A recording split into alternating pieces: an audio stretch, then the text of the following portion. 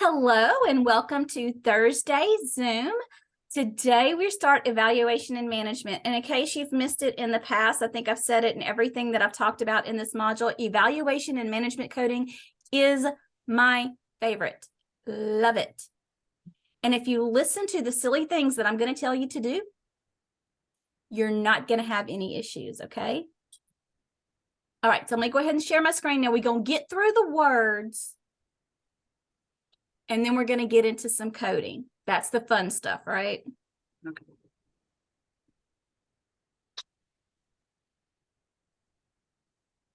So chapter 11, evaluation and management, E&M services. So if you hear me say E&M, excuse me, it stands for evaluation and management. And if you hear me say MDM, it stands for medical decision making. Okay, so what is your job? One of your many, many jobs. Your job is to code what is documented in the medical record. Have you heard me say, if it's not documented, it did not happen, right? That is the rule. Y'all have had students put that on their graduation caps for graduation. If it's not documented, it didn't happen, because we say it so many times in class. So your job is to optimize, never maximize. Optimize means to get the most out of. Maximize is to increase or make as great as possible. Accurately report documented services only. I think we all get that, right? We just can't pull stuff out of our hat when it comes to coding. It has to be documented on a medical record somewhere. Okay, Shalandra, look, my slide matches your shirt. So coding for services not provided is fraud. A felony punishable by fines, imprisonment, or both. This is true even when there is no intent on the part of the coder or others on the provider's staff to commit fraud. Now, what I don't want you to do is say, oh my goodness, if I make a mistake, I'm going to be committing fraud. Fraud is something that you do over and over and over again, and you know it. Remember, abuse is unintentional, which sounds absolutely nuts to us because we think of abuse as far as mental abuse or physical abuse. That is not what we're talking about. We are simply talking about within the medical documentation, medical billing and coding arena. So the E&M section, oh, I need this to move out of my way, sorry.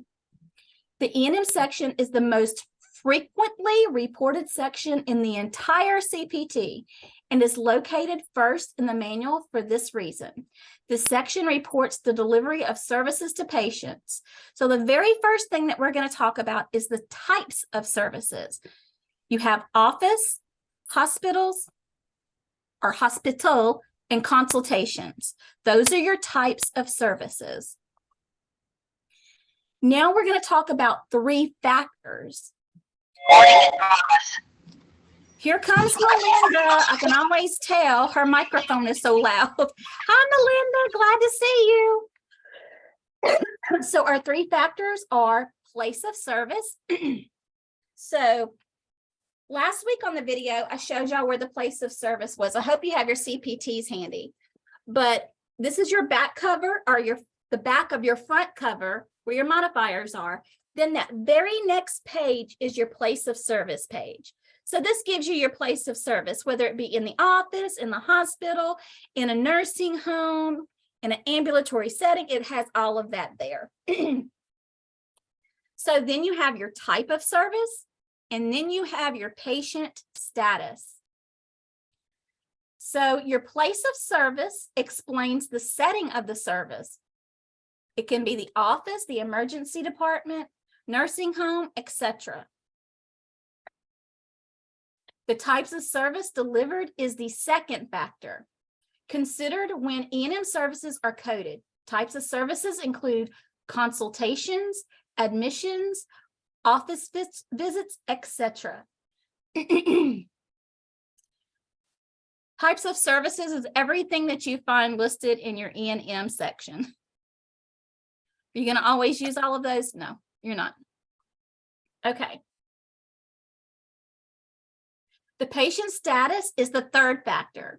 So what are your patient statuses? We have a new patient, which has not been seen by the physician or a physician within the same group in 3 years, right? Established patient is someone who has been seen by the physician or that group in the past 3 years. Outpatient and inpatient. Those are your four factors.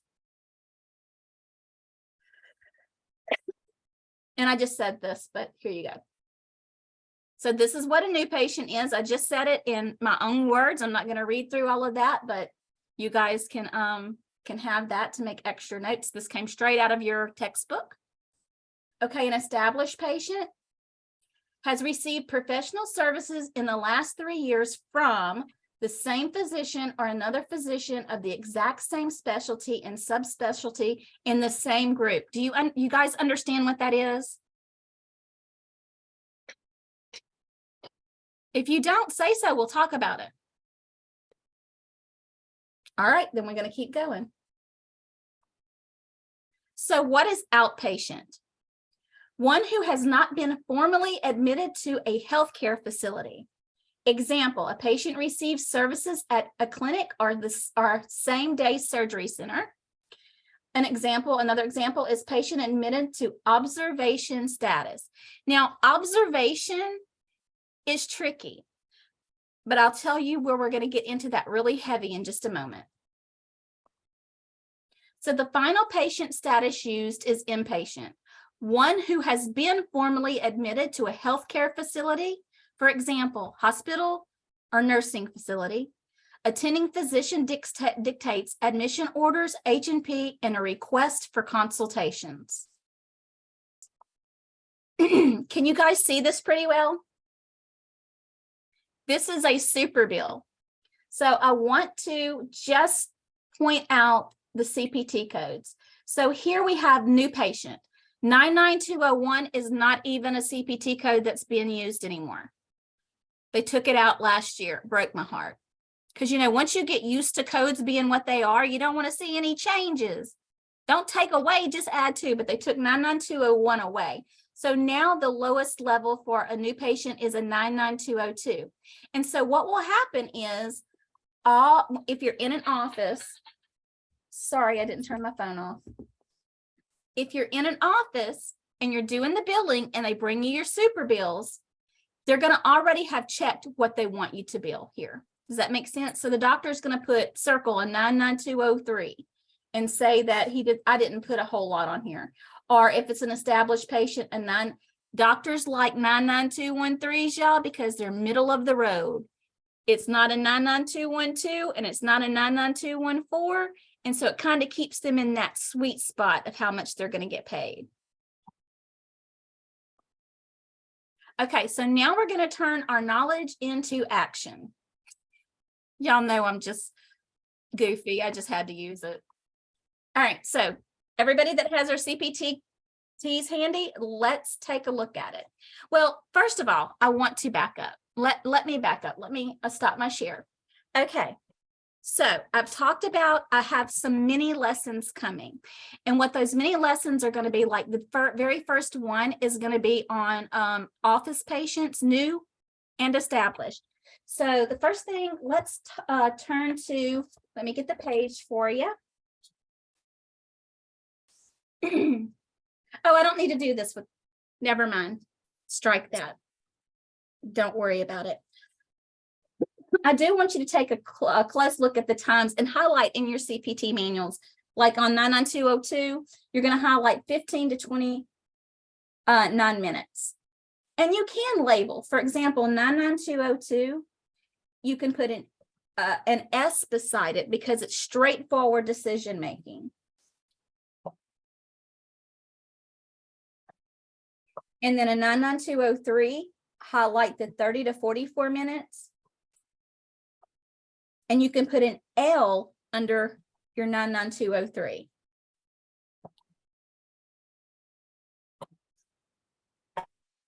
On page 20, you have your 99204. That's 45 to 59 minutes, and highlight that. And you can write an M under 99204 because that is moderate MDM. And then 99205, you can put an H underneath that because that's a high level of medical decision making, and highlight 70 to 74 minutes.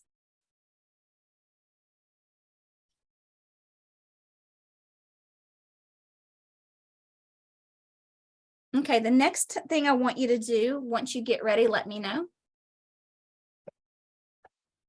Melinda, I'm so glad to see you. It's been too long.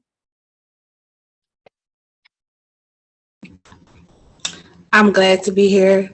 Since I started working, it's been hard for me to do it, so I just watch y'all recordings. Yeah, I know, but it's not the same, is it? No, it's not. It's not. All right, so are y'all ready to turn to page 22? In your CPT, turn to page 22 in your CPT, and we're going to look at a 99218. Now, underneath your 99218, do you see the 3 bullet points? It says a detailed or comprehensive history, detailed or comprehensive examination, and medical decision-making is straightforward or low. By the first bullet point, I want you to write a D. By the second bullet point, I want you to write a D. By the third bullet point, I want you to write a S/L. So do you know what that says? That says, with the initials, it's going to say detailed history, detailed exam, straightforward or low MDM. So are y'all, and then go ahead and highlight underneath, it says 30 minutes, or you can write 30 minutes. It just depends on what you want to do.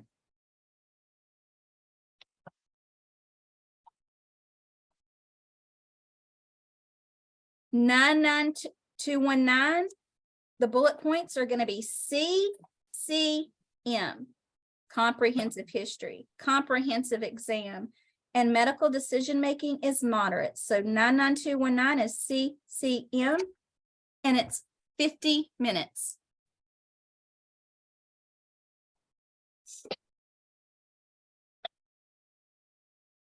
All right, 99220 is a CCL. Oh, I'm sorry, it's a CCH. Ooh, I made a boo-boo on mine. Let me fix it.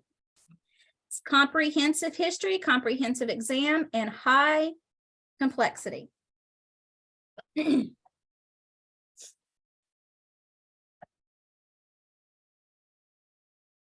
we're going to move to subsequent observation care. 99224 is a PPS/L, problem-focused history, problem-focused exam. MDM is straightforward or low.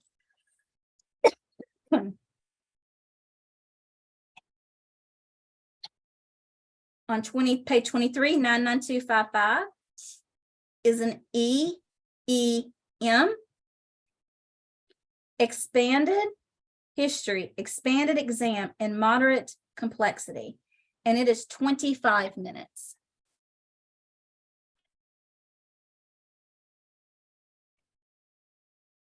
CPT code 99226 is a DDH, a detailed history, a detailed exam, and medical decision-making is of high complexity. So DDH, and it is 35 minutes. Okay, now that is as far as we're going to go today. I am going to be sending, you guys did like the very first and maybe the second mini lessons I'm going to be sending out. So I put them in to watch them. You're going to say, oh, I've already done that. You can do that to every single one of your sections, and I'm fixing to show you why that works great. I do want to put in that when the students got in the CPT prep class on Tuesday, they used this method that I'm teaching now.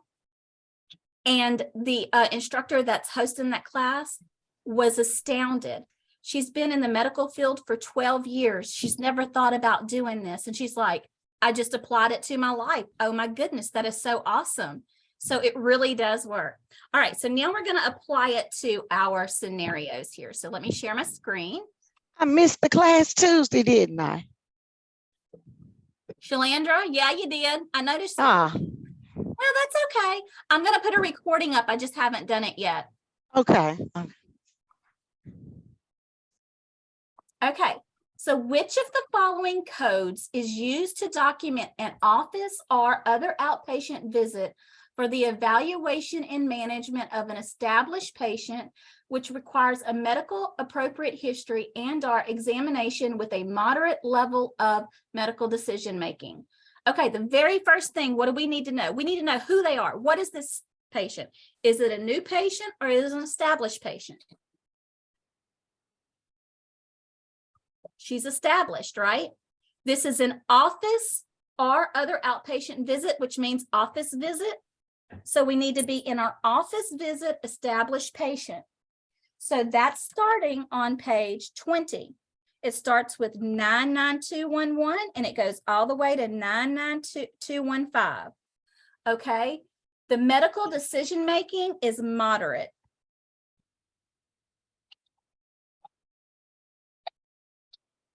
So who knows the answer? 99214. Do we agree? Yeah. So if you wrote your letter down beside it, all you had to do was look for established patient, which is who this patient is, and for the right letter, which was the M, correct? Mhm. Do you guys see how that works and how that's going to make it easy for you?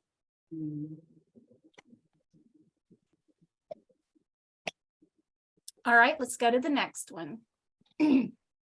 Which of the following codes could be used to document a new patient office or outpatient visit lasting 45 to 59 minutes of total time spent on the encounter? So now we're going to be looking at the time, right? And we should have highlighted those. So what kind of patient is this?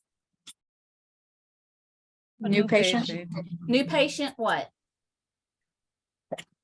in the office. Office, new patient office. So our new patient starts on 19 with 99202 all the way to 99205. We're looking at 45 to 59 minutes.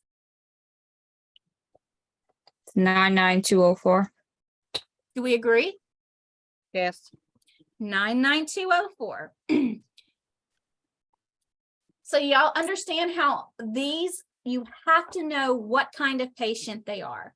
If they're coming for preventative medicine, whatever it is, a consultation, you have to know which part of the E&M section you need. All right. So a new patient is seen in the office for an earache. The history and examination are documented and the MDM complexity is straightforward. The diagnosis was acute mastoiditis. What is our CPT code? So what kind of patient do we have? New patient. We have a new patient. And so with these, you don't have to have all three key components in here, but we know that the medical decision-making was what? Straightforward. So what's our CPT code going to be?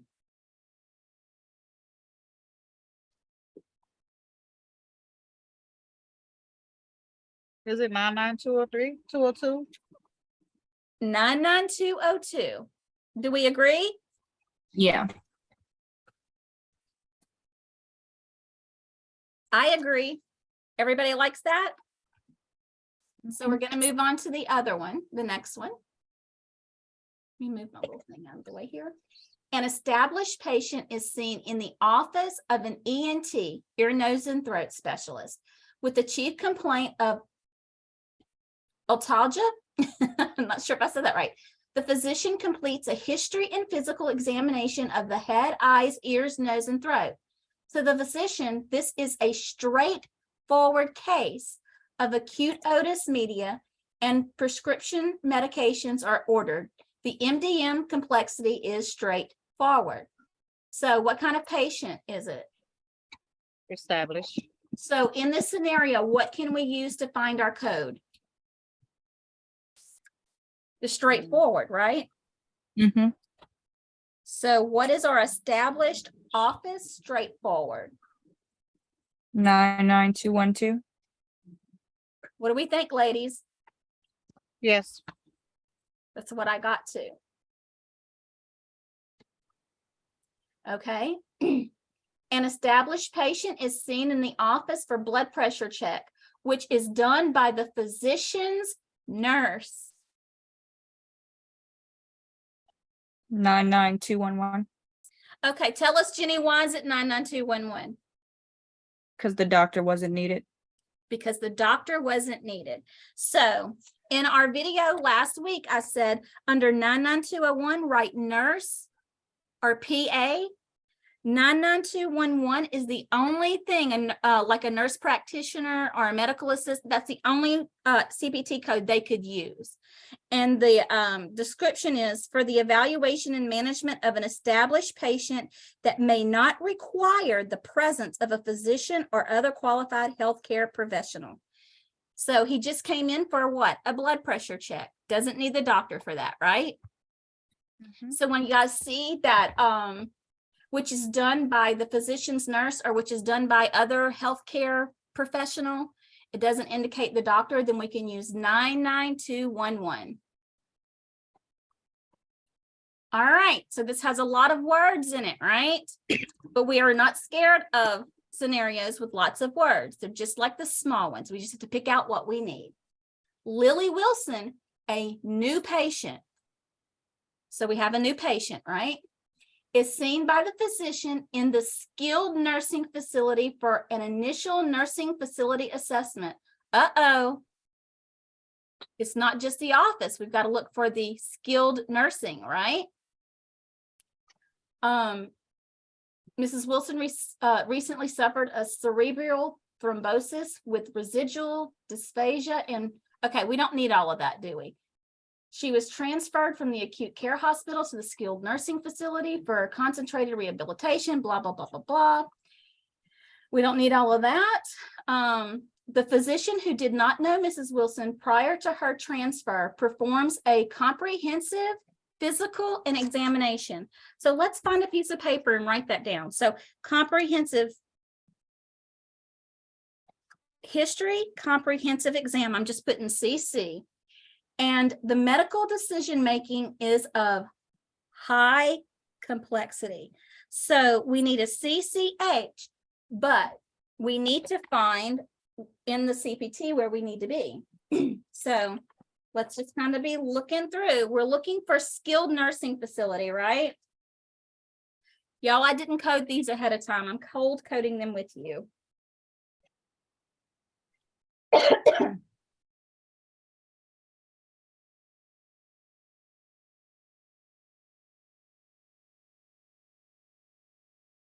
Is it gonna actually have skilled? Because I found nursing facility, but it doesn't say skilled.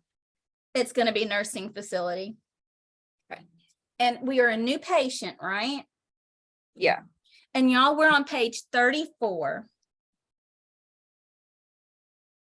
And we have a CCH, new patient.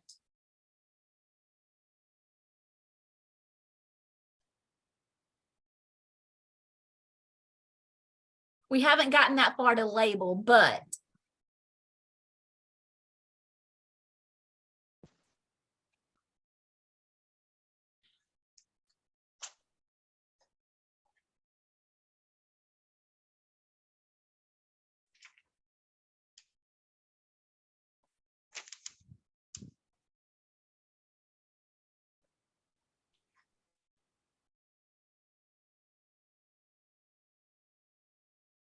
does anybody know? What was the question again? Well, she has a comprehensive history, a comprehensive exam, and high medical complexity. We're in nursing facility care and new patient on page 35. She's a CCH. Is it 99306? Okay, coders, check her. Let's see, is it 99306?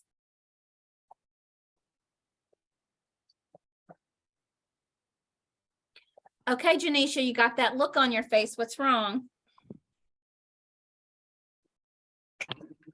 I'm looking. Did you look on page 35? Yeah. I'm just reading all of them to make sure. Yeah, well, we can go through them real quick. A 99304 is a DDS/L. A 99305 is a CCM. A 99306 is a CCH. And we're looking for what? A CC. CCH. CCH, okay. See, Yeah. see how those initials help? See having those letters on Right. the side helps? It's Right. just like a game changer, right? What you said 304 was? A DDS/L.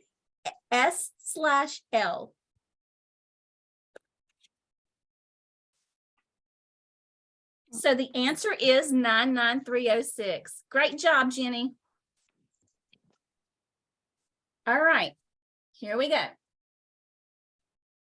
An established patient, Harriet Turner, comes into the office for a follow-up visit. She has been prescribed medication for her recent onset of depression. But since her last visit, when the dosage was increased, she has felt that the medication is making her sleepy and lethargic.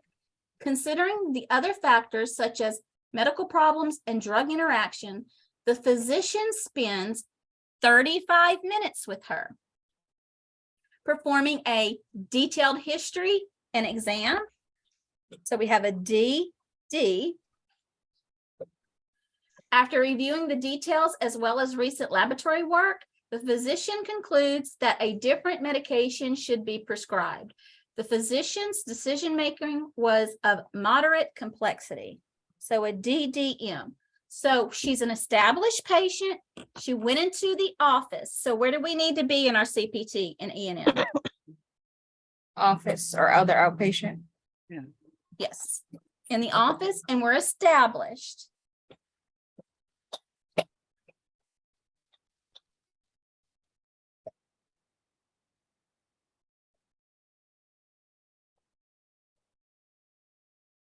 And we spent 35 minutes.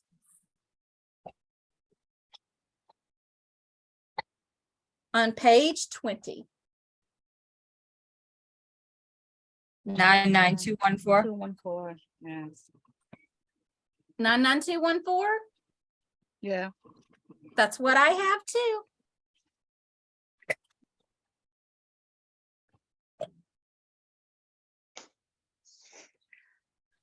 Those scenarios are going to be found in one of the exercises that you have assigned to you somewhere, but so you've already done them. And I know that in your book, they're asking for CPT codes and ICD-10 codes. I don't require the ICD-10 codes, but those of you who have been through that part, I recommend that you do them only for practice. But I'm really interested in the CPT codes. Does that make sense? When you have your test, I'm not gonna put any ICD-10 codes in it. Okay. That's Yeah, I fine. was confused the other day on the exercise because it was saying ICD code. So I was like, wait, what? Well, it's because they're giving you E&M and they're giving you all of the diagnoses too. So they're giving you an opportunity for extra practice. But right now I'm trying to focus on these CPT codes and not so much the other stuff.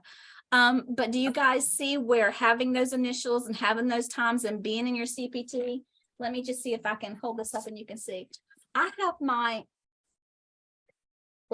new patient, outpatient consultations. I've gone through and put extra. I know these are some of these are the ones that came with, but I like to put tabs on the different sections of E&M that we use a lot, just because I can just turn straight to it.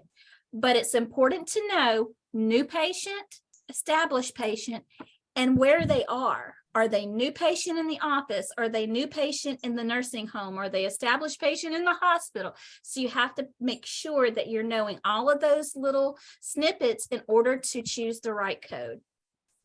So does anybody have any questions?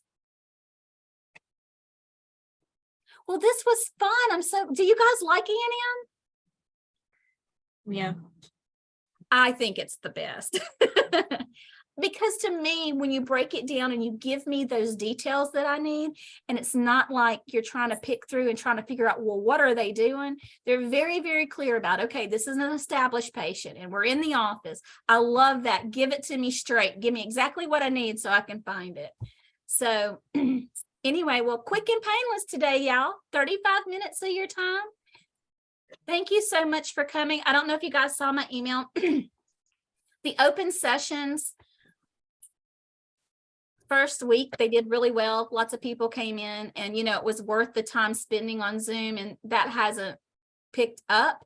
So I'm just not doing them. But you guys know, if you need to Zoom me, all you have to do is say, hey, Miss Marsha, I need Zoom. And we'll Zoom. So it's not like you can't get me on Zoom. So anytime that you need that.